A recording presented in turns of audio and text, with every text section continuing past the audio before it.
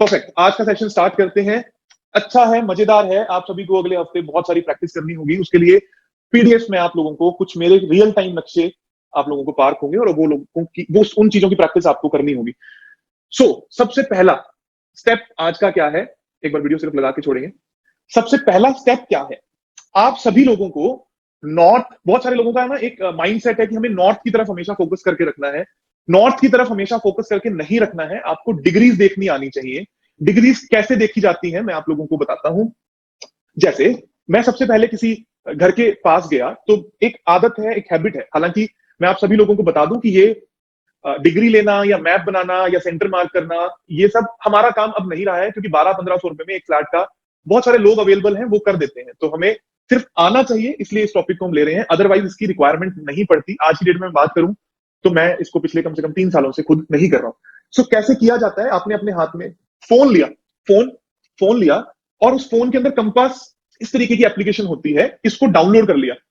Best है पानी जी, best है जब आप इसको आईफोन का कंपास यूज करोगे। इट इज बेस्ट, कोई और कंपास इसके मुकाबले का नहीं है। स्पेशली एंड्रॉइड का बिल्कुल भी अच्छा नहीं है। आईफोन का कंपास आपने लिया, आप उस घर के सामने, सपोज मैं आपको फेस कर रहा हूं, अभी मैं घर के पास गया तो ये जो गेट है, मैंने इसके पास जाकर अपने हाथ में यूं पकड़ के एकदम रिलैक्स मोड पे, मेरी बॉडी स्टिफ ना रहे और 90 डिग्री के एंगल पर ये जो हाथ है ये 90 डिग्री बन जाए और एक वॉल के पैरेलल हो। जैसे ये वाली जो वॉल है इसके बिल्कुल पैरेलल हो। आपने हाथ को, इसको कंपास को अपने हाथ में ले लिया।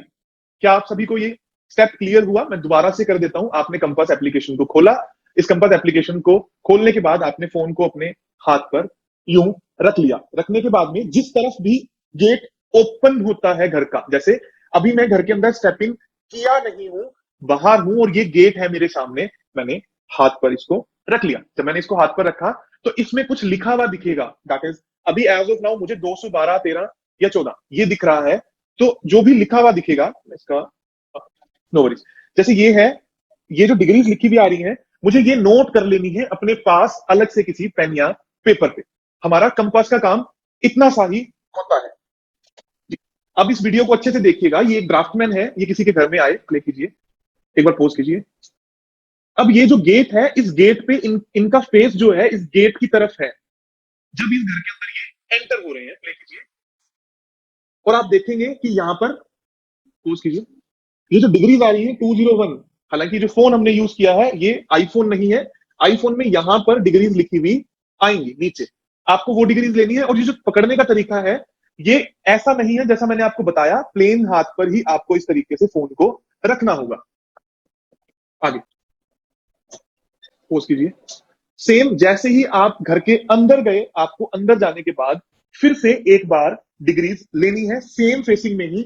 आप फेसिंग चेंज नहीं करेंगे, जैसे ही आपने फेसिंग चेंज करी तो प्रॉब्लम हो जाएगी। आगे, परफेक्ट, अगली वीडियो। इस बात से मतलब मेरा क्या था, ये एक घर है, इस घर के अंदर ये गेट है, इस गेट से मैंने एंटर किया, एक बार डिग्री मैंने यहां पर ली, फेसिंग मेरी यहां पर ही रही। मैंने स्टेप इन किया, एक बार डिग्री मैंने यहां पर ली सेकंड टाइम। आपको हमेशा फेसिंग सेम रखनी है, चाहे आप खड़े कहीं पर भी हो। आप यहां पर भी आकर ले सकते हो डिग्री, यहां पर भी ले सकते हो। और इनिशियली मैं आपको बोलूंगा कि आप यहां यहां यहां हर जगह पर डिग्रीज लीजिए, लेकिन फेसिंग हमेशा स्ट्रेट रखिए, या गेट की तरफ जो आपका, इसको थंब रूल बना लीजिए, नहीं तो लोग भूल जाते हैं। जैसे ही आपने गेट की तरफ से एंटर किया तो आपने डिग्रीज को ले लिया। अभी कितनी डिग्रीज आई? 214 डिग्रीज हमारी निकल के आई। जो अभी ड्राफ्टमैन ले रहे थे वो 214 आई। उसके बाद में हमने क्या किया, हम उसी बिल्डिंग की, जो भी मेरी बिल्डिंग थी, उस बिल्डिंग की टेरिस पर चले गए। टेरिस पर जाने के बाद में अगेन, अगर मेरे घर का गेट यहां था तो मैं छत पे जाने के बाद भी कहीं पर भी खड़ा होकर, एक साफ सुथरी जगह जहां पर हाई टेंशन वायर और इस तरीके का मैग्नेटिक फील्ड ना हो, वहां पर खड़े होने के बाद सेम फेसिंग में दोबारा डिग्री लूंगा। ये देखिए, अब इनकी फेसिंग वही है, उसी तरफ है जिस तरफ हमारी फेसिंग नीचे वहां पर थी जब वो घर के अंदर एंटर कर थे। पोज कीजिए।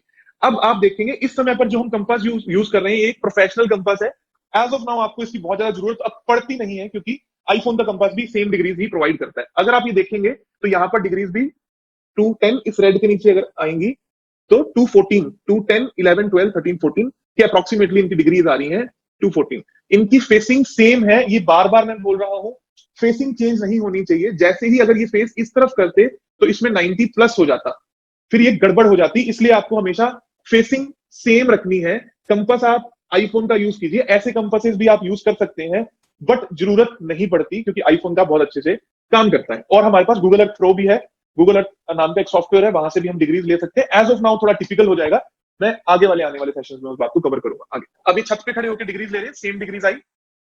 आगे मैप्स। क्या डिग्री सबको क्लियर हुई? डिग्री कैसे लेते हैं सबको समझ में आया? Perfect perfect. कोई ऐसा है जिसको डिग्री लेना अभी नहीं आया? नहीं, घर के सेंटर से भी ले सकते हो डिग्रीज। मैं एक बार दोबारा इस बात को क्लियर करूं, ये मेरा घर है, ये मेरा गेट है। हमने एक बार डिग्री यहां पर ली, एक बार डिग्री यहां पर ली, एक बार डिग्रीज यहां पर ली, एक बार डिग्री यहां ले ली, एक बार डिग्री यहां ले ली। कहीं पर भी ले सकते हो डिग्रीज को, पर फेसिंग आपकी हमेशा सेम रहनी चाहिए। सभी डिग्रीज की फेसिंग हमेशा सेम रहनी चाहिए। अगर आप इस तरफ फेस कर रहे हो तो इस तरफ, अगर इस तरफ कर रहे हो तो यहां पर। मैंने इसका एक थंब रूल बनाया कि आप जब भी घर के अंदर एंटर करते हो उसको थंब रूल बना लीजिए, डिग्रीज वहीं से एंटर करते टाइम लेनी है। चाहे आप उस घर के किसी भी कोने में हो, फेसिंग हमेशा सेम रखिए। और उस डिग्रीज को, जैसे मेरे पास ये पेपर है, पेन है और ये मेरा प्लान है जो भी जिसके ऊपर हम काम कर रहे हैं, मैंने इस तरफ ऐसे एक एरो बनाया, 214 डिग्री लिख लिया। ये थंब रूल बना लीजिए, अच्छी प्रैक्टिस करने के लिए रिक्वायर है।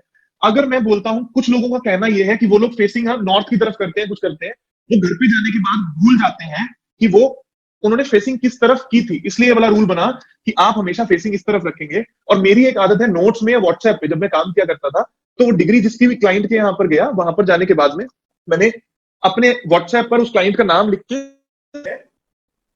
मैसेज कर दी। तो मुझे बाय डिफॉल्ट याद है कि मैंने जब भी डिग्री ली, डिग्री किसी ने क्वेश्चन पूछा है, रोल ये है डिग्रीज का, जब आप डायरेक्शंस मार्क करोगे, हालांकि आपको आज मैं प्रैक्टिस करवा दूंगा, डायरेक्शंस मार्क करना हम सबका काम नहीं है, एक ड्राफ्टमैन का काम है। तो आपको आना चाहिए, उसके लिए इंपॉर्टेंट है। रेस्ट आपके किसी लाइफ में काम नहीं आएगा। वास्तु करने के लिए ड्राफ्टमैन आज बहुत मार्केट में अवेलेबल है, जो बहुत सस्ता सस्ता काम करते हैं। वॉइस ब्रेक हो रही है, ओके। सो बीच में शायद बैटरी डाउन हुई थी, उसके कारण ऐसा हुआ होगा। सो आप सभी लोगों को डिग्रीज क्लियर हुई कि डिग्री किस तरीके से लेते हैं, उसका करना क्या है हम इस पे बाद में बात करेंगे। क्या आपको ये समझ में आया कि डिग्री लेते कैसे हैं? Perfect perfect. आगे दिखाएंगे मैप्स। अब किसी ड्राफ्टमैन ने, या टू द स्केल प्लान आप लोग खुद भी बना सकते हैं, foot by foot, inch by inch नाप के। ऑटोकैड में ये वाला मैप बना हुआ है, इसके अंदर बहुत सारी डिटेलिंग्स है। आप लोगों की हमेशा कोशिश ये रहे किसी प्रोफेशनल से मैप्स को बनवाएं। अगर नहीं भी बनवाया, आपके पास ये मैप आया, इस मैप में आप ये देखेंगे कि ये एंट्रेंस है जहां से उस ड्राफ्टमैन ने डिग्री ली थी, मतलब इस तरफ फेस करके डिग्री ली थी, और वहां पर आया था 214 डिग्री। ये आया था जब मेरा ड्राफ्टमैन जो है वो यहां इस लोकेशन पे खड़ा होकर यहां फेस कर रहा था। जैसे मैंने आपको बताया, वो यूं स्टेयर चढ़ के आया और हमारे घर का गेट जो है वो यहां था, तो उसने यहां से डिग्रीज ली। उसके बाद में छत पर जाकर फिर इस तरफ फेस करके डिग्री ली। सो आपको हमेशा फेसिंग का ध्यान रखना है। फेसिंग में डिग्री आई 214, आपने इस प्लान पर लिख के छोड़ दिया और फिर आगे बढ़े। अब आप घर पे आ चुके हैं, अब आप उस प्लान पर काम करने बैठे हैं आगे।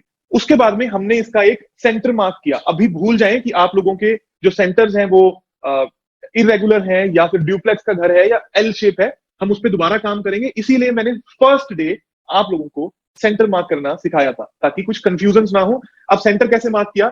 हमने इसके 4 कॉर्नर्स में एक वॉल तरीके की बनाई और फिर हमने इन कॉर्नर्स को मिलाया। ये हमारा एक सेंटर निकल के आ गया। सेंटर निकालना क्यों जरूरी है? क्योंकि जो भी डिग्रीज हमने ली थी उसको हम इन सेंटर के सहारे से ही लगाएंगे। आपने जैसे ही सेंटर निकाला, सेंटर निकालने के बाद में आप अगला स्टेप क्या करेंगे? हमेशा कोशिश कीजिए जो सेंटर आप निकालते हैं वो एक पेंसिल से निकालिए, कभी भी पेन का इस्तेमाल ना कीजिए, क्योंकि जैसे ही सेंटर आ जाएगा उसके बाद इन लाइनों का आपके पास कोई योग नहीं रहेगा, कोई हेल्प नहीं रहेगी, आपको इनकी जरूरत नहीं पड़ेगी। अगला, उसके बाद में मेरे पास ये सेंटर आ गया, आप लोग देख रहे होंगे मैंने सेंटर को मार्क करके छोड़ा। फिर हम क्या करते हैं, जिस भी तरफ हमारी फेसिंग थी, मेरी फेसिंग अगर इस तरफ थी तो मैंने इस सेंटर से उसी फेसिंग पर एक स्ट्रेट लाइन यूं लगा दी। दोबारा से बताता हूं, अगर मेरी फेसिंग डिग्री की ये थी 214, ये थी, तो मैंने जो सेंटर मेरा निकला था वहां से एक स्ट्रेट लाइन ड्रॉ यूं कर दी। आगे ये आप देख रहे हैं 214 डिग्री मैंने लिख के रखा हुआ है कि 214 डिग्री थी, और मैंने यहां पर ये लाइन को ड्रॉ किया। आगे ये होता है हमारा शक्ति चक्रा। ये शक्ति चक्रा की फाइल आप सभी लोगों को आज मिल जाएगी। आप इस शक्ति चक्रा की फाइल को ट्रांसपेरेंट पेपर पे प्रिंट आउट ले लेंगे। जिन लोगों को टेक्निकली आता है, सॉफ्टवेयर आते हैं, वो कंप्यूटर पे भी कर सकते हैं, बट आई वुड सजेस्ट कि आप इसको प्रिंट आउट ले लेंगे ट्रांसपेरेंट पेपर पर किसी भी हेल्प से। आपके पास एक वीक है काम करने के लिए, कल जाइएगा, जाकर प्रिंट आउट लीजिएगा, ऐसे 5-7 प्रिंट आउट अपने पास रख लीजिएगा ताकि आपकी लाइफ लॉन्ग आगे काम आए। अब आप इसमें देखेंगे कि अलग अलग डिग्रीज लिखी हुई हैं, 0, 10, 20, 30, 40, 50, 60, सारी 360 डिग्रियां यहाँ पर लिखी हुई हैं। आगे बढ़ेंगे। अब इस वापस पीछे आएंगे। इस शक्ति चक्रा का एक सेंटर है आगे। उस सेंटर को मैंने अपने घर का सेंटर जो निकाला था वहां पर अलाइन कर दिया। मैंने ट्रांसपेरेंट पेपर पे शक्ति चक्रा लिया, अपना मैप नीचे रखा, वहां पर मैंने सेंटर मार्क किया हुआ है। उस सेंटर मार्किंग वाले पर मैंने शक्ति चक्रा का सेंटर को अलाइन कर दिया। जब मैंने उसको अलाइन किया तो यहां पर जो मैंने लाइन बना रखी थी, स्ट्रेट लाइन 214 डिग्री वाली, आप सब लोगों को याद होगा, जो मैंने लाइन बना रखी थी, उस लाइन पर मैंने शक्ति चक्रा का 214, ये देख रहे हैं 210 है, 11, ये 210 है, 11, 12, 13 एंड 14। इस 14 पे मैंने इस लाइन के साथ में शक्ति चक्रा को अलाइन कर दिया। जब आप इसको अलाइन कर दोगे, जब भी आप इसको अलाइन कर दोगे उस वाली लाइन से जो आपने ड्रॉ करी थी, तो इस घर की सारी जो डायरेक्शंस है वो आपके सामने, आपके मैप के ऊपर लगकर एज इट इज आ जाएंगी। आपको उसके बाद में कुछ भी नहीं करना होगा। आपको सारी directions as it is mark करी हुई मिल जाएंगी उस पर्टिकुलर मैप पे। उसके बाद में आपको चीजों को चेक करना होगा। टॉयलेट कहां पर है? साउथ वेस्ट में है। उसके बाद टॉयलेट कहां पर है? ईस्ट नॉर्थ ईस्ट में है। उसके बाद में एंट्रेंस कहां पर है? ये N6 की एंट्रेंस है। उसके बाद में किचन कहां पर है? वेस्ट नॉर्थ वेस्ट में है। इस तरीके से अलग अलग चीजों को आपने मार्क कर लेना होगा या किसी डायरी में लिख लेना होगा। आपने दोनों को अलाइन किया, अलाइन करने के बाद में एक अलग डायरी बनाई। उसमें सबसे पहले एक्टिविटी, सबसे पहले हम लिखते हैं एंट्रेंस। एंट्रेंस क्या होती है? एंट्रेंस क्या होती है, ध्यान से सुनिएगा। उसका ईस्ट से, ईस्ट साउथ ईस्ट से, साउथ ईस्ट से, साउथ साउथ ईस्ट से कोई रिलेशन नहीं है। एंट्रेंस होती है जो आपने नंबर यहां पर लिखे हुए हैं हमारे। अब अगर मैं इस घर की बात करूं तो एंट्रेंस है N6। इसका क्या मतलब है भूल जाएं। आपने नोटबुक बनाई, वहां पर साइड में लिख दिया एंट्रेंस N6। सेकंड स्टेप हमारा क्या है? एक्टिविटीज। एक्टिविटीज क्या होती है? टॉयलेट कहां कहां पर है? South west, east north east, दो ही है, और ईस्ट। ये स्टेप्स याद रखिएगा। सबसे पहले एंट्रेंस को लिख लिया, टॉयलेट्स को लिख लिया, उसके बाद में हम आए किचन पर। किचन कहां पर है? वेस्ट नॉर्थ वेस्ट में, ये लिख लिया। उसके बाद में हमने बेडरूम्स लिखने स्टार्ट किए। जिसका भी बेडरूम है, लेट्स से कि ये पेरेंट्स का बेडरूम है, तो आपने बेडरूम में लिखा पेरेंट्स बेडरूम। आपने लिखा number 1 parents bedroom east south east. कहां से पता लगा? ये जो सेंटर है यहां से लेकर ये जो ट्राइंगल बन के आ रहा है, ये पूरा, ये east south east and south east में जहां पर सिर आ रहा है वो साउथ ईस्ट है, तो मैंने इसको कर दिया साउथ ईस्ट। फिर उसके बाद में दूसरा रूम, लेट्स से कि ये बड़े लड़के का रूम है, तो आपने लिख दिया एल्डर ब्रदर साउथ। इस तरीके से सारे घर की एक्टिविटीज को मैप कर लिया। मैं सारे प्रोसेस को एक बार दोबारा से स्टार्टिंग से बता रहा हूं, ध्यान से सिर्फ सुनिएगा, लिखिएगा मत। पहली स्लाइड पे आएंगे, आफ्टर डिग्रीज। हमने सबसे पहले नोट किया जिस भी घर में हम गए हैं उसकी डिग्रीज क्या है, इररिस्पेक्टिव उसका नॉर्थ कहां है, साउथ कहां है, ईस्ट कहां है, वेस्ट कहां है, हमने डिग्रीज को नोट कर लिया। और हमने घर का एक सेंटर ऑलरेडी पेपर पर निकाल के रखा हुआ था। उस सेंटर से हमने एक लाइन को ड्रॉ कर लिया। लाइन को ड्रॉ करने के बाद में मैंने शक्ति चक्रा ऑलरेडी अपने पास रखा हुआ है, प्रिंट आउट लेकर रखा हुआ है ट्रांसपेरेंट पेपर पे। मैंने उसको ओवरले कर दिया किस पर? मेरे मैप पर। मैप के सेंटर से शक्ति चक्रा के सेंटर को मिला दिया। आगे करेंगे। जब मैंने मैप के सेंटर से शक्ति चक्र के सेंटर को मिलाया तो ये दोनों एक दूसरे से अलाइन हो गए। और ये जो लाइन मैंने बनाई थी, ये सेंटर से जो लाइन मैंने बनाई थी, इस लाइन पर मैंने शक्ति चक्र वाली डिग्री को अलाइन कर दिया। आप इस सारे प्रोसेस को याद रखिएगा। इस सेंटर से मैंने इस लाइन को अलाइन कर दिया। अलाइन करने के बाद में ये शक्ति चक्र और पेपर ऊपर नीचे होने के बाद में आपके पास सारी दिशाएं और एंट्रेंसेस इसमें मार्क हो गई और आपको सामने आ गया। ये जो नंबर्स यहां पर लिखे हुए हैं इनका मतलब सिर्फ एंट्रेंस से है और इनका कोई रेलेवेंस नहीं है एज ऑफ नाउ टिल देवता कोर्स। सो इनका सिर्फ मतलब एंट्रेंस से है, आपने इसको बोला, सबसे पहला हमारा स्टेप क्या है कि घर के अंदर एंट्रेंस कौन सी है? एंट्रेंस है N6। उसके दूसरा स्टेप एक्टिविटीज, जैसे कि टॉयलेट कहां कहां पर है वो आपने लिख लिया। सो हम लोग रिपीट कर रहे थे, मैं आप लोगों को इन जनरल दोबारा बताता हूं। इनमें था क्या? सबसे पहले हमें कुछ फॉर्मल किसी चीज की जरूरत नहीं है, हमें प्रिंट आउट चाहिए होंगे, प्रिंट आउट ट्रांसपेरेंट पेपर पे चाहिए होंगे। इसकी जो आप उस फाइल को यूज कीजिए, अपने मैप के ऊपर ओवरले कीजिए, आपको हाथों से कुछ मार्क करने की जरूरत नहीं है एज ऑफ नाउ। 5 नक्शे मैं आप लोगों को दे दूंगा, उन 5 नक्शों पर आप लोगों ने प्रैक्टिस करनी होगी, उसके बाद आपको समझ में आ जाएगा। और in future, in near future, आप सभी लोगों को ड्राफ्टमैन की हेल्प लेनी चाहिए। और ड्राफ्टमैन की अगर आप हेल्प लोगे तो आप लोगों को बेनिफिट ज्यादा होगा। क्यों हम अपना दिमाग खुद नक्शे बनाने पर लगाएं? बट उसका फायदा क्या है? फायदा सिर्फ इतना सा है कि अगर आपको खुद को आता है तो गलती से अगर ड्राफ्टमैन ने कोई गलती कर दी तो आपको समझ में आएगा। बहुत बहुत बार ऐसा होता है कि बहुत बार ऐसा होता है कि मैंने जिन लोगों ने इस चीज की प्रैक्टिस नहीं करी हुई, नक्शे बनाने की, डिग्री लेने की, उनको ड्राफ्टमैन कुछ भी दे देता है और फिर वो समझ नहीं पाते, किसी के घर को आराम से देख नहीं पाते, वो माइंड डेवलप नहीं हो पाता। इसलिए मैं ये प्रैक्टिस करवाता हूँ, अदरवाइज इसकी कोई जरूरत नहीं पड़ती। थोड़े दिन पहले की ही बात है, हमारे एक ड्राफ्टमैन है, उन्होंने गलती करी, किस तरफ से जाके उन्होंने डिग्री ले ली। और हम मेरे ही आसपास के कुछ लोग हैं जिन्होंने, उनको वो डिग्री समझ में ही नहीं आई कि कैसे ली, कहां पर लगाऊं, कैसे प्लस करूं, कैसे माइनस करूं। रीजन बीइंग कि उन लोगों को प्रैक्टिस नहीं थी खुद से काम करने की। कल मैं और मेरी टीम भी आपस में बात कर रहे थे, हमने पुराने नक्शे काम किया। जैसे मनीष जी की मैं बात कर रहा हूँ, उनका पूरा नक्शा पे काम सब मैंने अपने हाथ से किया था। ऐसे बहुत सारे नक्शे हैं, अगर आप हाथ से काम करते हो तो आपका माइंड डेवलप हो जाता है थोड़ा सा। रेस्ट आप सभी लोगों की कोशिश ये हो कि नियर फ्यूचर में जब आप प्रैक्टिस करें तो ड्राफ्टमैन को उसका पैसा दे, नक्शा बनवाए, वो सारी टेक्निकल चीजें, ये नक्शा लगा कर देना, सब कुछ करके देगा। आपको सिर्फ ये पता होना चाहिए कि एंट्रेंस कैसे लिखते हैं, जैसे मैंने आपको पहले भी बताया था कि कैसे लिखा जाता है।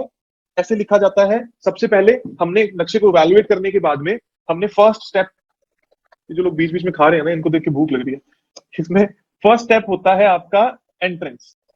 इसको नोट कर लीजिए। सबसे पहले आपने एक नोटबुक में एंट्रेंस आपने लिख दिया, सेकंड आपने लिखा टॉयलेट, किचन, बेडरूम,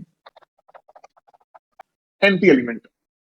ऐसा एक स्ट्रक्चर आप अपने पास बना लीजिए। जैसे ही आपके पास नक्शा आता है, आपने एंट्रेंस के आगे, जैसे इस वाले नक्शे में N6 थी तो N6 लिख दिया, टॉयलेट्स के आगे साउथ, ईस्ट, जो भी आपकी डायरेक्शन है वो लिख दी। किचन यहाँ पर वेस्ट नॉर्थ वेस्ट में थी, बेडरूम यहाँ पर अलग अलग थे, उसको हमने लिख दिया। और एंटी एलिमेंट्स कैसे देखते हैं मैं आपको दोबारा बताता हूँ। तो इस स्ट्रक्चर पर आपने उसको मैप करना स्टार्ट किया, और लास्ट में एक पॉइंट आपने लिखा ऑब्जेक्ट्स। लास्ट में आपने पॉइंट लिख लिया ऑब्जेक्ट्स। आप नक्शा खोलेंगे, हम इस घर की बात कर रहे थे, अब मेरे पास ये लिखा हुआ आ गया। तो जोन या डायरेक्शन क्या होती है? अगर मैं ये जो पूरा निकल के आया है यहां तक, ये पूरा एक साउथ साउथ ईस्ट डायरेक्शन हुई। फ्रॉम सेंटर, यहां से ही स्टार्ट हो जाएगी ये पूरी डायरेक्शन। तो अगर आपके घर में यहां पर भी कुछ है तो भी वो साउथ साउथ ईस्ट में ही काउंट होगा।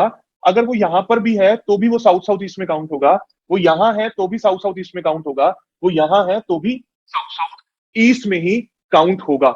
ये सबसे इंपॉर्टेंट पॉइंट है। लोग सिर्फ समझ लेते हैं यही हमारी डायरेक्शन है, सेंटर से ही पूरी डायरेक्शन काउंट होती है। उसके बाद में किचन के लिए अगर मैं बात करूं तो सिर्फ जहां पर बर्नर है, पूरी किचन तो हमारी यहां है, इसका कोई रोल नहीं है, ये बर्नर है उसको आप किचन में काउंट करते हो। टॉयलेट सीट में जहां पर ये सीट लगी हुई है, सिर्फ उसी को आप काउंट करते हो, पूरी जगह को काउंट नहीं किया जाता है, ना ही उसके सिम्टम्स मैच होते हैं। आई थिंक आपको ये स्टेप क्लियर होंगे।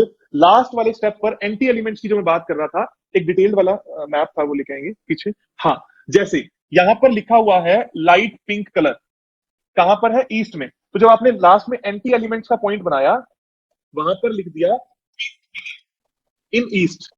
इस तरीके से जितने भी एंटी कलर है, जैसे यहां पर लिखा है blue colour tile on walls, इस तरीके से आपने इन चीजों को लिख लिया। और एट लास्ट आपने लिखा ऑब्जेक्ट्स। ऑब्जेक्ट्स क्या होते हैं? जैसे वॉशिंग मशीन कहीं पर पड़ी है, कहीं पर कोई मिक्सर ग्राइंडर पड़ा है, कहीं पर टीवी लगा हुआ है, लास्ट में आपने एक पेज उस चीज का बना लिया। खोलेंगे वहां पर जूम। आप सभी लोगों को ये बात अच्छे से आ जानी चाहिए क्योंकि अगर गलती से किसी का नक्शा आपको बनाना पड़ गया या किसी ड्राफ्टमैन ने गलती कर दी तो आपको कोई मिसकंसेप्शन ना हो। नोट को मत देखिए, जाइए, जाकर आपने नक्शे को यूज किया, देखा, देखने के बाद में डिग्री ली, डिग्री लेने के बाद में प्रिंट आउट आपके पास होगा, आपने उसको ओवरले किया और वहां पर चीजों को लिखना स्टार्ट कर दिया। जब आप लिख लोगे तो वो डायरी उस क्लाइंट के नाम से आपके पास परमानेंट बनी रह जाएगी कि उसके घर में यहाँ पर ये था उस वक्त और मैंने उसके ये उपाय दिए। जब आप लिख लोगे, लिखने के बाद में आप लोगों के साथ में क्या होगा, जो भी प्रॉब्लम वो बोलता है आप उसको मैच कर दोगे। अब आप लोगों को समझ में आएगा कि सबसे पहले मैंने डायरेक्शन के बारे में क्यों बताया, कि डायरेक्शन के एट्रीब्यूट्स क्यों जरूरी हैं, एंटी एलिमेंट्स क्यों हैं, फिर मैंने टॉयलेट्स के बारे में क्यों बताया, फिर किचन और बेडरूम के बारे में क्यों बताया। अगर आज आप अपने नक्शे को मैप करोगे तो आपको समझ में आएगा कि मेरे घर में प्रॉब्लम ये है, यहां पर टॉयलेट है, इसकी वजह से ये मेरा सिम्टम मैच होता है या वो मेरी प्रॉब्लम मैच होती है। इसका प्रोसेस क्या होगा, इसका प्रोसेस क्या होगा, आपने सबसे पहले किसी भी क्लाइंट के पास आप गए, एज ऑफ नाउ क्लाइंट्स के पास मत जाइए, पर आप में से बहुत सारे लोग अभी मानेंगे नहीं, जैसे बहुत सारे लोगों ने प्रोफेशनल प्रैक्टिस स्टार्ट भी कर दी है, मैंने देखा फेसबुक पर या अलग अलग जगहों से। खैर, सबकी अपनी इच्छा। आप प्रॉब्लम्स आपने लिखी, जैसे जॉब नहीं है, या मेरी एक हैबिचुअल आदत है कि मैं बातों को रिकॉर्ड करता हूं, तो अगर आप रिकॉर्ड कर लेंगे तो आराम से लिख पाएंगे। उसके बाद में कनेक्शंस नहीं है, हेल्थ इश्यूज है, ये आपने पॉइंटर्स बना लिए। और फिर आपके पास दूसरा पेज आपके पास है, जिस पेज में आपने एक एक तरीके से लिख रखी है टॉयलेट्स नॉट। इसी स्टेप पर आप लोगों को पता लग जाएगा कि उसके पास जॉब क्यों नहीं है। आपने आपको समझ में आ जाएगा कि आप उसके पास जॉब क्यों नहीं है, क्योंकि उसकी टॉयलेट नॉर्थ में। आप उसका एक ट्रीटमेंट दे देंगे, जो भी ट्रीटमेंट मैं आप लोगों को आगे पढ़ाऊंगा, और फिर आगे मूव करेंगे। इस तरीके से आप लोगों को प्रैक्टिस करनी है। एक पेज पे हमेशा प्रॉब्लम्स को लिखना है, दूसरे पेज पर आप लोगों के पास में ये लिखा हुआ होना चाहिए, इसके घर में टॉयलेट यहाँ है, एंट्रेंस यहाँ है, किचन यहाँ है, बेडरूम यहाँ है, एंटी एलिमेंट यहाँ है और ऑब्जेक्ट यहाँ है। अब बहुत सारे लोगों की एक और आदत है, जो आदत आप लोगों को हटा देनी है। मेरे घर में तो यहाँ पर ये है, उससे मेरी लाइफ में क्या होगा, ये क्वेश्चन या ये बात सही नहीं है। बात ये है, उसका क्या होगा, वो आपको मैच करना होगा। अगर कोई चीज वैसे ही रखी हुई है, ऐसे फिनकी होके नहीं करना। बहुत सारे लोग करते हैं कि यार मैं तो ये चीज लेके आया, मैंने इसको यहाँ पे रख दिया। चीजें को परफेक्ट मत करो, लाइफ फिनकी हो जाएगी और जितना कंटेंट मैं आगे देने वाला हूं सभी कोर्सेज में, हालत खराब हो जाएगी। छोटी छोटी चीजों को मैच करने की लाइफ प्रॉब्लम में आ जाएगी। तो चीजों को सिर्फ मैच कीजिए, मेरी लाइफ में प्रॉब्लम ये है, उस स्टेटमेंट से अपनी चीजों को बेहतर बनाएं। तो अपनी लाइफ को जब आप एक एक महीने के पहलू में तोलेंगे तो आप लोगों को समझ में आना स्टार्ट होगा कि मेरी लाइफ हर महीने कहीं पर ट्रैवल कर रही है। आप लोगों ने प्रॉब्लम्स एक पेज पर लिखी और उसके बाद में एक पेज पर आप सभी लोगों ने बातों को, ये जो हमने मैचिंग की, इस मैचिंग को लिख लिया और जहां पर ट्रीटमेंट रिक्वायर्ड है उस पर टिक कर लिया। और फिर हम जब ट्रीटमेंट सीखेंगे आप लोगों को उसके ट्रीटमेंट आ जाएंगे। Which entrance to choose if there is entrance, okay perfect. आगे बढ़ते हैं, हम कोर्स में आगे बढ़ते हैं। आप सभी के डाउट्स, जैसा मैंने आप लोगों को बोला, हम 5:15 5:30 के बाद लेंगे। कुछ लोगों को थोड़ी जल्दी होगी जाने की, सो दैट कि वो चले जाए। यहां तक आप सभी लोगों को क्लियर होगा। आगे बढ़ते हैं। हाँ, सो जैसा मैं आप लोगों को बता रहा था, इस तरीके से एक फाइनल मैप हम लोगों के पास निकल कर आ जाता है, जिसमें सारी डिटेलिंग्स होती हैं और ये वाला शक्ति चक्रा मार्क्ड होता है, सो दैट कि आप एक ही व्यू में उसको देखें और बता दें। धीरे धीरे करके आपकी प्रैक्टिस ऐसी हो जाएगी कि आप सिर्फ नक्शे को देखेंगे और बताना स्टार्ट कर देंगे, आपको लिखने की जरूरत नहीं पड़ेगी। और भगवान ने चाहा तो हम सब प्रैक्टिस ऐसी करेंगे कि आप लोगों को नक्शे की जरूरत भी नहीं पड़ेगी। आप लोगों में से बहुत सारे लोग अभी सेशन में होंगे जिन लोगों ने एक्सपीरियंस किया होगा कि आप फोन पे बात कर रहे हैं और हम लोग ये बता देते हैं बड़े आराम से कि आपके घर में यहाँ पर ये चीज है, तो उससे आप सभी लोगों को रिलेट हो जाएगा। उस लेवल पर आने के लिए आपका कॉन्शियस एंड सबकॉन्शियस दोनों माइंड बहुत स्ट्रांग होने चाहिए। आपकी लॉजिकल पावर, जिसमें आप चीजों को फटाफट कैलकुलेट कर पाए, वो स्ट्रांग हो जाए। जैसे एक परफ्यूम, एक घड़ी, एक शीशा, जितनी भी चीजें हैं ये किस तरीके से, किस एलिमेंट की हैं, कैसी प्रॉब्लम्स देती हैं और किस जोन में होने से किस तरीके की प्रॉब्लम होती है, तो इसमें थोड़ा टाइम लगता है। इंट्यूशंस डेवलप करने के बाद में, या इंट्यूशन सभी की होती है, उन पर काबू पाने के बाद में आप सभी लोगों का इतना एडवांस हो जाता है माइंड। अगर आप उसकी रेगुलर प्रैक्टिस करें, अपनी डाइट को फॉलो करते रहें, तो आप बड़े आराम से इन चीजों को कर सकते हैं। पर कॉन्शियसली एक बार इस तरीके का मैप आपके पास में आता है और आप लोगों को प्रॉब्लम्स बताना स्टार्ट करते हैं। आगे आगे बढ़ते हैं। अब आपका अगला स्टेप है, ये जो हमने प्रिंट आउट लिया था, इसको आपने अभी तक एक प्लेन पेपर पे नक्शे का प्रिंट आउट लिया था, जो लोग खुद से कर रहे हैं। मैं अगेन बार बार बोलूं, ये सब टेक्निकल चीजें लोग करके देते हैं, मैं भी नहीं करता। इसके बाद में आपको एक ग्राफ पेपर पर, जो ये ग्राफ पेपर हमारा बॉक्सेस वाला आता है, उस पर आपको अपने इस पेपर, इस मैप का प्रिंट आउट ले लेना है, जिसमें ये शक्ति चक्र नहीं होगा, सिर्फ ये बॉक्सेस वाला मैप होगा। आपने क्या किया, आपने प्रिंट आउट ले लिया, चाहे शक्ति चक्र के साथ में लेकर प्रिंट आउट ले लें चाहे अलग से ले लें, तो आपके सामने ऐसे बॉक्सेस पर आपका घर बना हुआ आ जाएगा। थोड़ी सी विजिबिलिटी कम है, अगर आप ध्यान से देखेंगे तो ये ग्राफ पेपर पर प्रिंट आउट हम लोगों ने ले रखा है। आगे अब आप देखेंगे हमने इस ग्राफ पेपर के बॉक्सेस को काउंट कर रखा है। ये जितने भी बॉक्सेस हैं आप देखेंगे हमने ग्रे कर रखे हैं, इनको हमने काउंट कर रखा है। काउंट कैसे करते हैं, बहुत इजी है। ये एक बॉक्स हो गया, ये दूसरा हो गया, तीसरा हो गया, चौथा हो गया। जो हाफ हाफ करके आए उनको आपने 2 मान लिया, 1/4 को प्लस कर लिया। इस तरीके से आपको एक टेंटेटिव बॉक्सेस का काउंट मिल जाएगा। बहुत फिनिकी नहीं होना है, थोड़ा बहुत छोड़ा जा सकता है, जैसे मैंने इसको छोड़ रखा है, तो उससे कोई खास फर्क नहीं पड़ता। टेंटेटिवली जितना आपका घर का एरिया है, जैसे मेरे घर की बाउंड्री ये है और ये मेरे घर की बाउंड्री है और ये मेरे घर का जोन है, तो ईस्ट के अंदर कितने बॉक्सेस हैं ये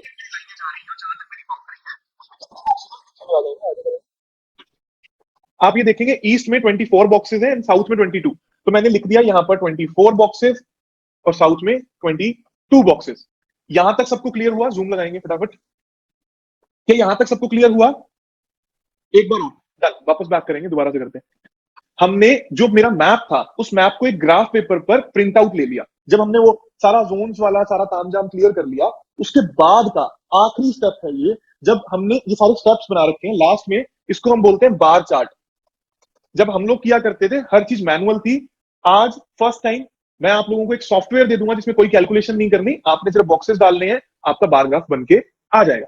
आप लोगों को क्या करना है, आपने अपने मैप को एक ग्राफ पेपर पर प्रिंट आउट लिया, उसके ऊपर शक्ति चक्र रखा, जो भी अलाइनमेंट थी हमारी उसको फिक्स किया, सेंटर से सेंटर मिलाया, 124 डिग्री को हमने अलाइन किया।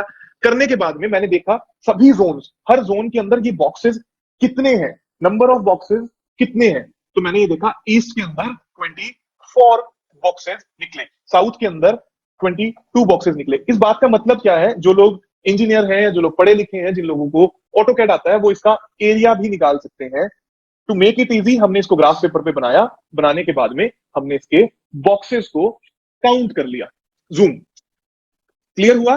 कोई और मेथड है, आप किसी ड्राफ्टमैन की सहायता ले सकते हैं, वो बना के दे देते हैं आजकल। अगर आपके पास मैप भी है तो आप उनको कॉल करके ऑनलाइन सर्विसेज लेके अपने बार चार्ट बना सकते हैं।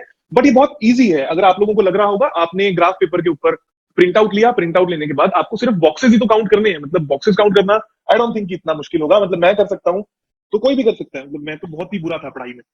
So what is the use of boxes, अभी आगे आएगा, मतलब अभी काउंट कीजिए, अभी आगे आएगा कि कैसे उसको यूज करना है। सो आई थिंक अभी तक के लिए सबको क्लियर है, बड़े आराम से कर पाएंगे इस चीज को अगर मैं कर पाया तो। सो आप लोगों को बेसिकली करना क्या है, एक मैप को एक ग्राफ पेपर पर प्रिंट आउट ले लेना है। आप एक ग्राफ पेपर पर प्रिंट आउट फोटोकॉपी वाले सब निकाल कर दे देते हैं, नहीं देते तो आप उन्हीं से ग्राफ पेपर को लीजिए और उस पर अपने मैप का प्रिंट आउट ले लीजिए। उसके ऊपर आपने शक्ति चक्र को रखा, जैसे मैंने आपको पहले वाला प्रोसेस बताया, और हर दिशा के बॉक्सेस को काउंट कर लिया। आई थिंक यहां तक सबका क्लियर होगा। क्लियर है ना? ये स्टेप बहुत इंपॉर्टेंट है, इसलिए मैं बार बार फोकस कर रहा हूं, आप सभी को क्लियर हो जाना चाहिए। आगे हम आगे बढ़ते हैं। अब ये बॉक्सेस हमने काउंट करके अपने साइड में रख लिए। मैं एक बार इसमें एक्सेल शीट लगाएंगे हम लोग। ये मेरा मैप है, इसका मैंने सेंटर निकाला। सेंटर निकालने के बाद में ये सेंटर आया। सेंटर निकालने के बाद में, हाँ बादशाह वाली फाइल खोल लीजिए। सेंटर निकालने के बाद में मैंने शक्ति चक्र को इसके ऊपर ओवरले किया। ओवरले मतलब जो भी डिग्रीज आई थी उस डिग्री से शक्ति चक्र की डिग्रीज को मिलाया, सेंटर से सेंटर को मिलाया, तो मेरे पास जोन्स बनकर आ गए, 16 के 16 जोन्स बन के आ गए। अब मैंने क्या किया, इसी चीज को एक ग्राफ पेपर के ऊपर भी लगा लिया। ग्राफ पेपर के ऊपर लगा लिया का मतलब ये जो छोटे छोटे बॉक्सेस वाला ग्राफ पेपर आता है उसके ऊपर मैंने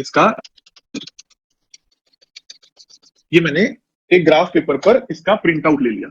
अब जो जोन आ रहे थे, जैसे ये वाला जोन आ रहा था, इसमें मैंने बॉक्सेस को काउंट कर लिया। कैसे बॉक्सेस को काउंट कर लिया?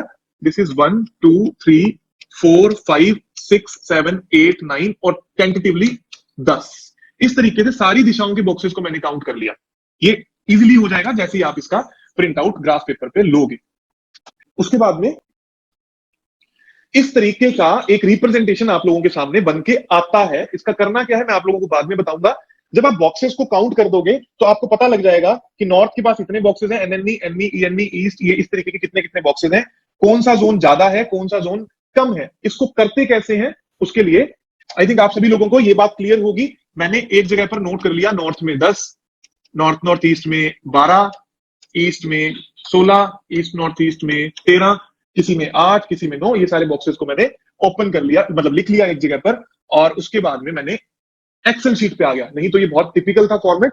हमने एक एक्सेल शीट डेवलप करी है, वो आप सभी लोगों तक आज पहुंच जाएगी।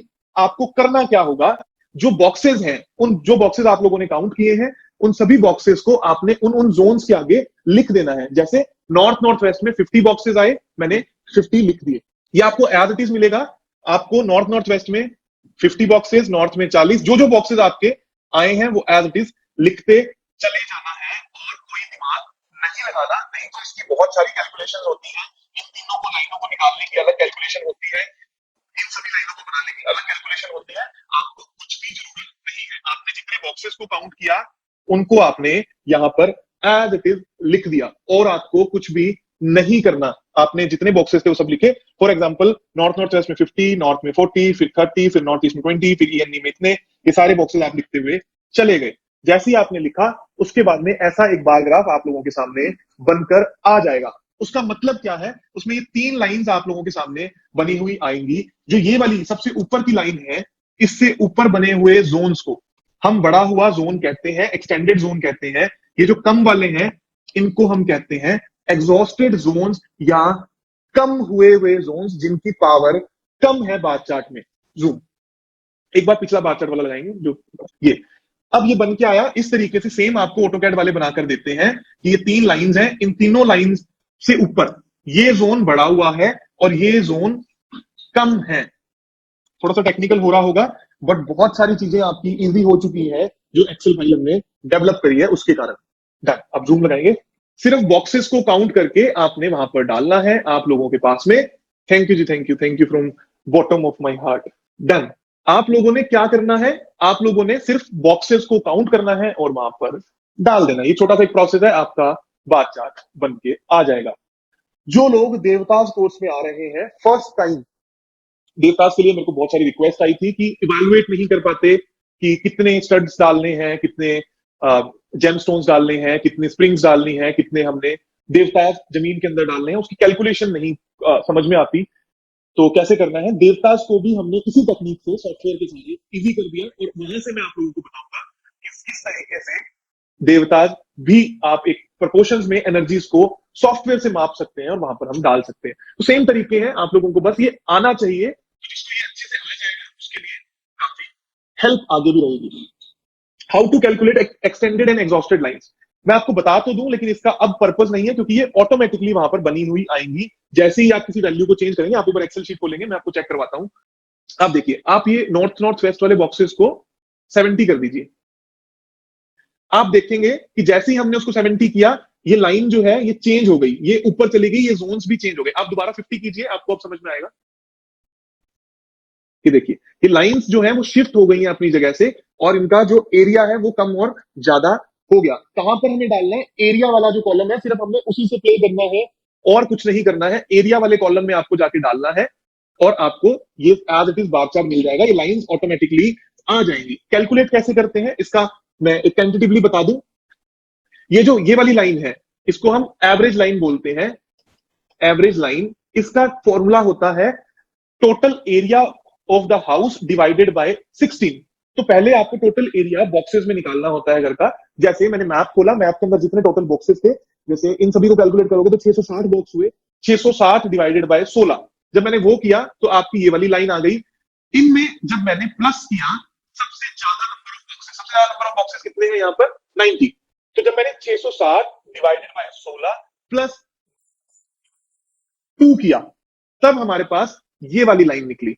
और जब हमने इसका उल्टा किया, मतलब 607 डिवाइडेड बाय 16, जो भी वैल्यू आई, प्लस सबसे कम बॉक्सेस कितने हैं, 20 या 10 बॉक्सेस को प्लस किया, देन हमने डिवाइडेड बाय 2 किया, तो ये वाली लाइन निकल के आती है। और इस तरीके से आपका बार चार्ट बन जाता है। पर आपको अब ये करने की जरूरत नहीं, क्योंकि आपके पास अब ये सॉफ्टवेयर है, तो आपको इतने टेक्निकल में जाने की जरूरत नहीं। जूम ओपन करेंगे। आप लोगों को बार चार्ट बनाना आ गया होगा या आ जाएगा जैसे आपके पास सॉफ्टवेयर आएगा।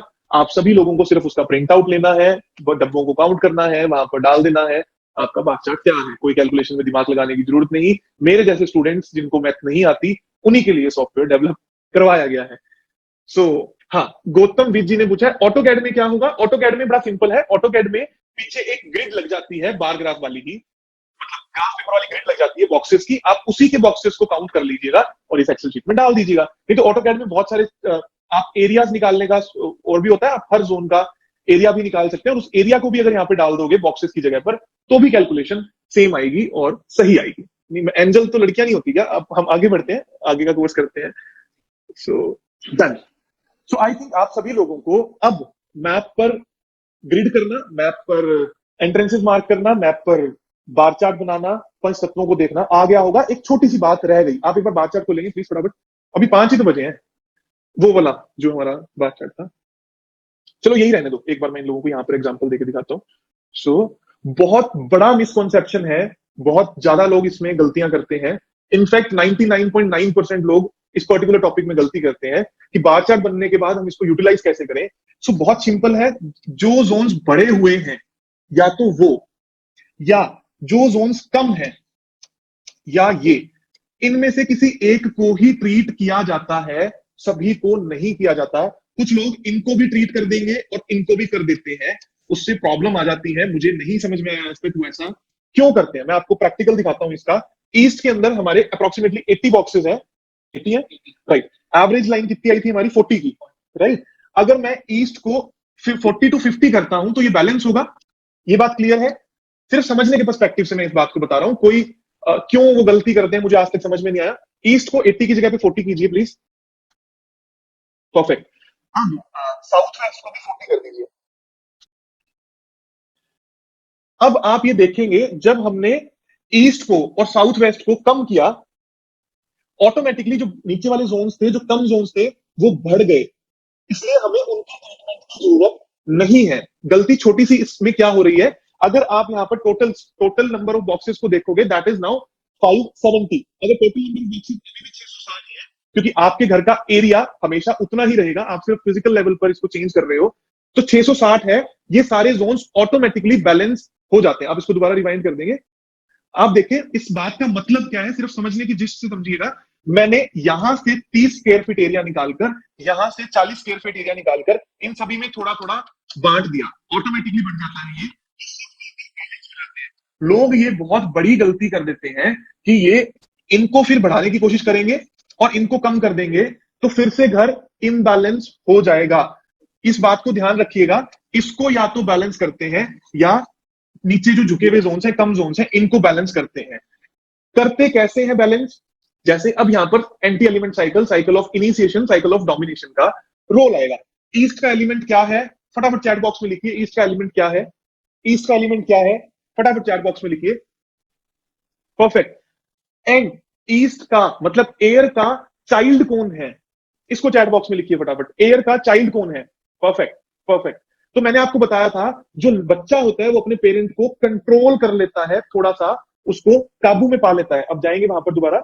मैंने ईस्ट का बच्चा, फायर का कलर पिंक, कभी भी डार्क रेड यूज नहीं करना, यहां पर करवा देंगे तो ये ऑटोमेटिकली बैलेंस हो जाएगा। जो बड़ा हुआ है ये उछल के बात कर रहा है ना, ज्यादा हवा में है, ये कंट्रोल हो जाएगा हम जब यहाँ पर पिंक कलर कर देंगे। अब सेम मैं बात करूंगा, अगर मैं साउथ वेस्ट को मैंने बढ़ा रखा है, साउथ वेस्ट का एलिमेंट क्या है? चैट बॉक्स में टाइप करेंगे फटाफट, जूम खोलिए।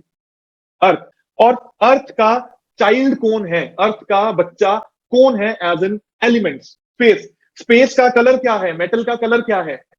व्हाइट। एग्जैक्टली।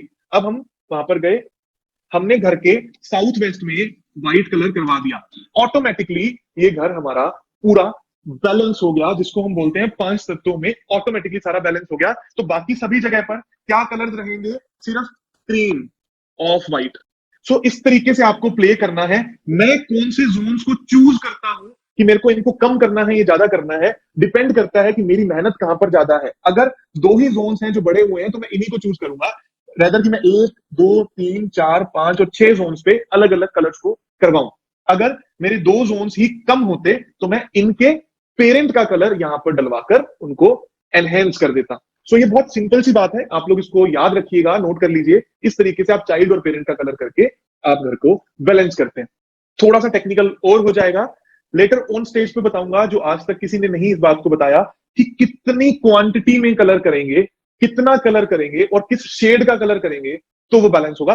अभी वो टेक्निकल ज्यादा हो जाएगा, लोगों को समझ, आप लोगों को समझ में शायद नहीं आएगा, इसलिए एज ऑफ नाउ हम उसको जूम खोल लेंगे, एज ऑफ नाउ उसको हम होल्ड पर डालते हैं। बट हाँ, आप लोगों को ये समझ में आ गया होगा कि बार चार्ट की हेल्प से हम पेरेंट या चाइल्ड का कलर करके घर को बैलेंस करते हैं और सभी जोन्स को नहीं करते। कोई आपको आज के बाद बोले, बहुत सारे लोग आज तक मुझे बोलते हुए आए कि हम तो ऐसे करते हैं, प्रॉब्लमेटिक जोन्स को छेड़ते हैं, मुझे नहीं समझ में आया कि ऐसा क्यों बोलते हैं। आप उनको ये एक्सेल शीट दिखाइएगा, बोलिएगा भाई टाइप करके दिखा, जब वो ऊपर नीचे करेंगे अपने बॉक्सेस को तो दोबारा सारा घर इनबैलेंस हो जाएगा। इसका एक छोटा सा एग्जांपल और है, जैसे अगर मेरा ये घर है, ये नॉर्थ है और ये साउथ है, एक्सिस पर बना हुआ है और ये जोन्स है, तो ऑटोमेटिकली है मेरे नॉर्थ के पास एरिया, साउथ के पास एरिया ज्यादा है, वेस्ट के पास और ईस्ट के पास कम है, इसके पास ज्यादा है। ये बट ऑब्वियस हो गया। तो हम इसको बैलेंस करने का मतलब क्या है, अगर इसके पास 100 स्क्वायर फीट है, इसके पास 100 स्क्वायर फीट है, इसके पास 30 है, तो इन दोनों से थोड़ा थोड़ा एरिया लेकर यहां पर डाल दिया जाएगा। मतलब यहां से हमने काटा और इसको दे दिया, यहां से हमने काटा और इसको दे दिया, तो ये घर एक परफेक्ट शेप में आ जाएगा, एक बैलेंस वाले मोड में आ जाएगा। ये इसका लॉजिकल रीजन है।